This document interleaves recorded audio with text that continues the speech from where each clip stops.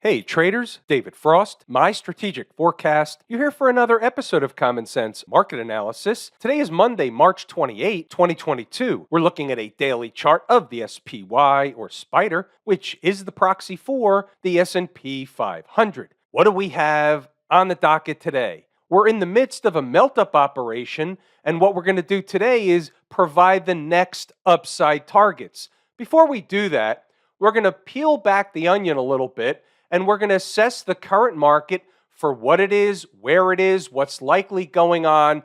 We'll project out a little bit, and we'll give you the intermediate and shorter term stuff. Let's go back to last week. We're going to take a look at what's jumping off the page on the daily chart and others. We have to go back to last week, focus on the 100 period moving average, focus on that one down day. And remember, we said I'm not enamored with the short over here. We discussed some reasons why. The market continued higher, closing just underneath the 100 period moving average on Friday. They could have hit it on Friday, but they chose not to hit it on Friday. That's interesting information. I'm filing that away. We'll circle back to that later. Today they blew through the 100 period moving average, tells us the destination is somewhere else, obviously higher than the 100 period moving average. Forget about everything else, all the indicators, everything that you bought from Joe's Indicator Shop. The market is heading to a destination. What we have to do is identify where that destination is. What's the next number? Well, it's not that far away, but we have a pretty good idea, and we have the reasoning behind why. We'll start with 458.07. Now let's go to why and where that comes from. We have a pretty good case. First, we want to look at this pivot high here and this pivot high here. The market told us by running up there and immediately getting rejected that those two prices, and they're very close together, they're not the same, they're close together. Those two prices or that area is important. The second time, they really collapsed down, putting in that low that we've been talking about forever. So now the market appears to be making another run for another test of that area. Do we know that the market's going to get rejected from that area on the next time up? And the answer is no. We don't know it's going to get rejected. What we're focused on right now is, where is the market getting sucked up into? What is that destination or target on the upside? Not where it's going to reverse just yet. We'll handle that as a separate topic. But that's not exactly where the 458.07 comes from alone. So the high in this candle here was 458.12, and the high in this candle was 457.88. It's somewhere kind of in the middle, close to the 458.12. But that's not really where it comes from. It comes from something else and then reconfirmed by the fact that the market ran up to these prices here and was rejected summarily twice. So what exactly is the 458.07? Well, it's quite simple. In one of my courses, specifically the Lazy Gap Trader course, and I believe I go over it in the Lazy E-mini course as well, we discuss midpoints. What's a midpoint? It's very simple. It's exactly what it sounds like. It's the midpoint or halfway mark in between two important numbers. Now, why would that be important? Why wouldn't we just consider the important number one important number two important? What's the deal with the midpoint? Well, we don't have to have a deal with the midpoint. It just is. We'll notice over time, over and over and over again, that the market not only respects the numbers, but it respects the midpoint in between numbers. Not every time. It depends on what kind of numbers it was and where they come from. So here's the situation. We're going to keep this pretty simple. So here's a pivot high and here's a pivot low. So the market will make garden variety retracements along the way. When the market's going back up, it's retracing a portion of the move. It went down, it's retracing back up. Vice versa. If the market's going down, it's likely retracing a portion of an up move. That's the concept behind retracements. There are garden variety retracements, a 382, a 50% retracement, a 618, a 786, 100% retracement. Well, some of them, I tweak the numbers just for rounding purposes. So I use 25% instead of a 23.6 or whatever that number is. 786, I just use 75%. Sometimes it comes up short, sometimes it spikes through. It's just for ease of explaining purposes. So if we have garden variety retracements, for example, and let's just say we have a 618 somewhere here, and we have a 75% somewhere up here, and guess what? Smack dab in the middle of those two retracements, this isn't to scale, my lines were just thrown in there while I'm talking, but in the middle of the two retracements, the one we just blew through and the next one on the board is 458.07. That would be the midpoint. Now, in and of itself or by itself, it may not be as important as if it shows up with other stuff, creating a stackable situation, a full stack situation. In this case, I'm telling you, I think that the market is getting sucked up into this area. It's being drawn to it like a magnet. We talk inside the numbers and in here that certain things around the market, certain numbers, certain resistance areas or support areas, they end up being magnetic. Price gets drawn in, whether it's up or down, price gets drawn in. So I think price is getting drawn in, not only because of the midpoint, but let's go back to what these were. These were important here and here. So you have one reason, two reasons, and now you have a third reason as the midpoint where the market's getting sucked up into this area. Doesn't mean it's going to stop there on a dime. It's a target. That doesn't mean the target is an immediate short. You have to separate the two things. If I say something's a target, that means the market is expected to get there. That doesn't mean the market is expected to turn around when it gets there. It may, but a target, first and foremost, is the market going to get to the target? Period. Don't read anything more into it. Now we go to the weekly chart, and we'll remember a couple of other things. Now, the 458.07 is a number. It's a number from a garden variety retracement that works whether you're on a weekly chart or a daily chart, but we also now have something else. So we had two pivots and a midpoint. That's three things. How about number 4? Now, number 4 is slightly higher, but it's in the general vicinity / general zone. So we have a breakdown candle. The high is 459.96. We're going to round it to 460. There's a gap above. There's a lot of stuff going on here. So we're just going to say for now, for tomorrow, Tuesday, in between 458.07 and maybe slightly higher, but below 460, the market should find garden variety of resistance. And by the way, what else do we have on the weekly chart? Well, remember, we had the weekly tail candle, then we had the weekly reversal candle from the week ending the 18th of March. And here we are after the weekly reversal candle. We had a follow-through week last week, and here we are headed to an apparent destination. Let's look at this area one more way. If you just take a look at this and say, all right, so the market basically consolidated. It ate time off the clock, and it looked like it was going to break higher until it failed. We talked about that at the time. So basically, isn't the market running back to retest a former breakdown area? So instead of breaking out in the northern direction, the market failed and it broke down. So after the reversal, the market has now trekked its way back to run a test in the vicinity of a former breakdown area. How often do we speak of these? Quite a bit. Put all this stuff on a sticky note. We'll conclude that piece of the conversation with this.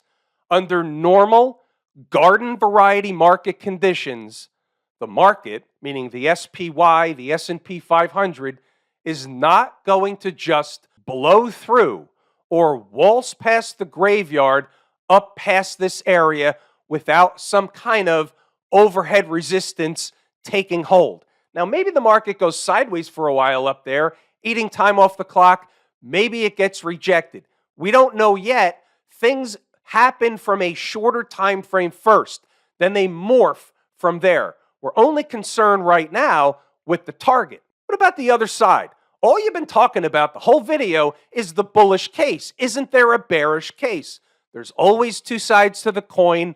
We do play the umpire calling balls and strikes. What would we say for the other side? Well, if the market is selling off in the morning, you wake up Tuesday, it's turnaround Tuesday, the market's trading down in the morning instead of pushing up into this area. And by the way, that's very possible. We're not saying that the market has to get to 458 on Tuesday. What we're saying is that's a likely target. Doesn't mean it can't pull back Tuesday morning, pulled back a little bit Monday morning, today. And we'll get more into that later because not only did we have where it was going to pull back to, but we had where it was going to bounce from back up in the northern direction. Didn't know it was going to finish on the highs, but can't know everything. Here's what we'll use as a benchmark for the bear case. Until or unless they're trading below and beginning to close candles below, specifically really an hourly candle would be the first order of business where things are shaky for the bull case. Things may be turning around, at least in the short term. Where does that trouble begin? Get out a sticky note. It first begins at 452.40, and then it really gets going below today's low, which for rounding purposes is right around 450. You will have come back underneath the 100 period moving average. It will be called by the technical crowd a failure in the making, and the market could certainly pull back for a couple of days. If all that's taking place, and you know the drill, inside the number members will have a beat on the information, including the specific numbers, first thing in the morning, beginning at 0:30. Speaking of, let's check out inside the numbers. Let's see what was going on today. We're going to run through the commentary, point out some important things, then we'll circle back to stocks on the move. So we had a happy Monday on our hands. The first thing is hanging around the flat line after a strong finish last week. Nothing earth-shattering. We're just stating the obvious right out of the gate. So we want to get down to the numbers. Again, sticky note time. Above last week's close is 453.75 and 455.17. They're both important, but for their own reasons. They're close together, so we call it a zone. On the other side of things, we have the spot around Friday's close. We have 451.75, 450.75, and the big fat round number of 450. I'm running through this now. They're going to show up later. Pay attention to the numbers. They're important, and they're important to know if you're active in the market during the trading day in order to make money with. First, let's focus on 453.75. Just for visual purposes, right of the vertical is today's activity. The horizontal line is at 453.75. And you'll see here, early in the morning, this is right around 10 o'clock, they miss it by pennies. The high was 453.65, missing it by a dime. Why is that important? We were looking for a short up there. We'll get back to that. That was another number on the board. You're also going to see this one show up later in the commentary. Might as well put it up there now. Wet your whistle a little bit. Let's move along, see what else we've got. Not much going on right before the opening bell. We're looking at 453.75. If they goose the market a little bit, that's where they would be headed. It's overhead resistance. You know the story. Now here we go. 9:25 before the bell. Food for thought. If they run up early to 453.75, I'm interested in a short trade. So we had a quiet open. Closing candles, if they can, above 452.79 should open the door for a test of that same 453.75 or at least close to it. They got within a dime. I'm interested in a short up there if they do it. All right, let's move along. Certain things on the chart are magnetic. The 100 period moving average on the daily chart is around 453.48, just below my number. I like my number. It represents a little bit of a spike right to an important number. I'm still taking a short up there. Now, as a just in case, or if they continue higher, we're saying the next area is 455. Remember that zone. so you'd have to add on to the position up there. They got there late in the day, not in the morning. You know what happened. They came up short, but we're just running through the commentary. Okay, so 10 o'clock, they come up short and all that stuff. Some traders jump in front. They're short the market. They get a trade out of it. Good for them. That's fine. Now what we're saying is if they start to pull back, a shallow pullback is one thing, but if they get below 452 and a quarter, it's a problem for the bull case and higher prices right away. Therefore, 451.85 and 450.75 would become targets on the downside. Here we are again with the chart. It came up 10 cents short. It was a give or take type of situation. I was waiting for the higher number, but traders can jump in front if it's what suits them. What we also said was getting below 452 and a quarter was trouble for the bull case. Here's 452 and a quarter. They test it, bounce. Test it, try and bounce again. Give it up, close candles below. Where do they go? 450.75 down to the fat round number of 450, give or take a few pennies, and return in the other direction. Let's see what the notes say. Staying above 452.79 keeps the door open. Closing candles below 452 and a quarter is the problem for the bull case. Same thing, just keep reiterating the same thing. The market is doing the thing.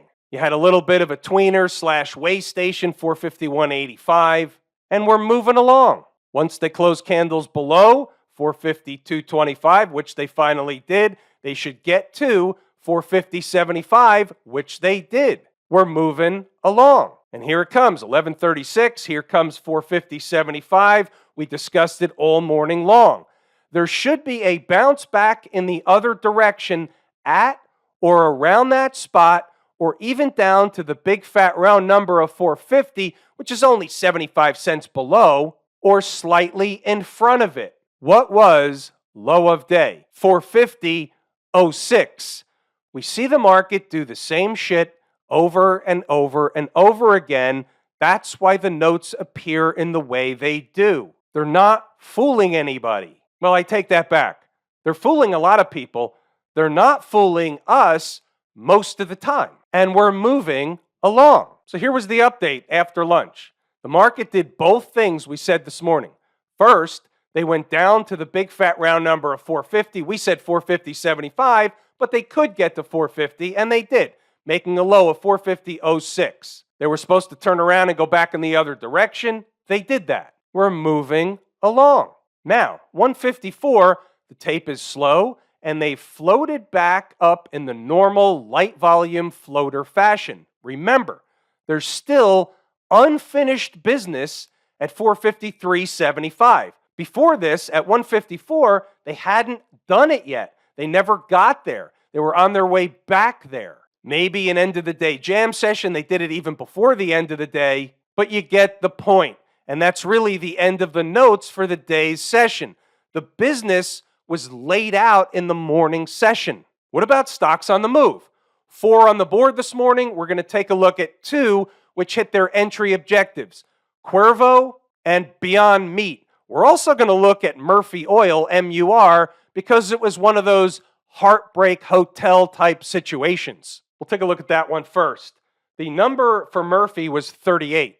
The low of day was 38.06, and you can see what happened next. So we were left at the altar on that one. Little bit of front-running situation. We move it along.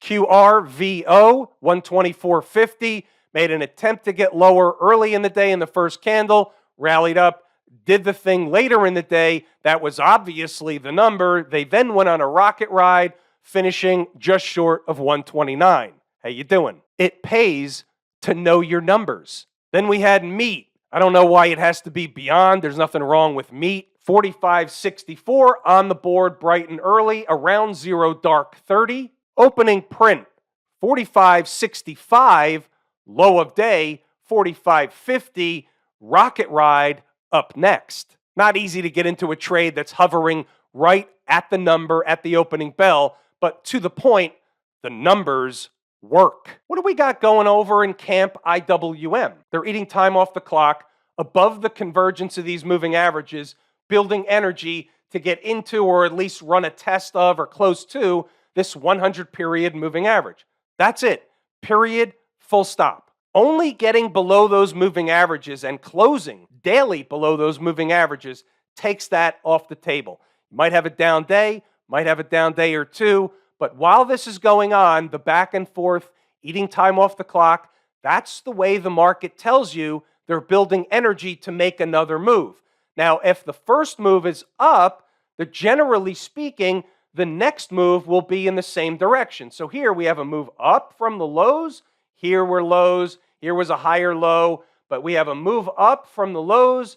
We have eating time off the clock in a bullish fashion, a bullish pullback, a bullish flaggish thing. Call it whatever you want. That's what's going on. Don't read anything more into it than that. What did we say about this weekly chart a few weeks ago? We said this was a bearish, flaggish thing, but what if they start to run a test of the breakdown candle high? It'll begin to take this bearish, flaggish thing off the table. You get above the 20-week moving average, above this breakdown candle high. There is no bear flag. That was what was going on. They were riding and being supported at the 100 period moving average on the weekly chart. We talked about it a number of times. What about the folks down at the transportation department? What are they doing? Same thing. They're eating time off the clock in a bullish, flaggish fashion. 16,825 doesn't have to be the end of the run, but it is a target that should be reached on the upside, period. Below Friday's low, this is the umpire thing, the ball and strike. Below Friday's low, and the door opens for a test of the 100 period moving average, maybe down to the 20 period moving average. The door would start to open for a test of the breakup candle low. That's not happening now. That's if they got below Friday's low. What about the Q people, the Silicon Valley annexed over in Austin, Texas? Yeah, they're headed to the convergence of those moving averages. 368.50 was a great target. Doesn't mean they have to stop on a dime at 368.50. It means it's a good target. XLF, anything wrong with the financials? Above all the moving averages, there's nothing wrong with the financials. The next target would be $40, maybe $40.25, and then up to the $40.65. That's been on the board. That's where they're headed. They're going to grind their way up there. About Smashmouth. They tried to kill Smashmouth today. They turned around, finished above Friday's high, above Thursday's high, which is a big-time reversal candle or big up move. It wasn't really reversing the market, just that one-day wonder. 479.60 is a big-time target. If they start getting above 283, that's extra bullish. They'll go right into the 100-period moving average. Right now, at present, they should find overhead resistance before the 100-period moving average, in my humble opinion. Have I told you how much I appreciate each and every one of you? Without you, these videos are not possible. That is true and accurate information. We're pulling the ripcord here today. I'm David Frost, my strategic forecast. Thanks again for tuning in to another episode of Common Sense Market Analysis.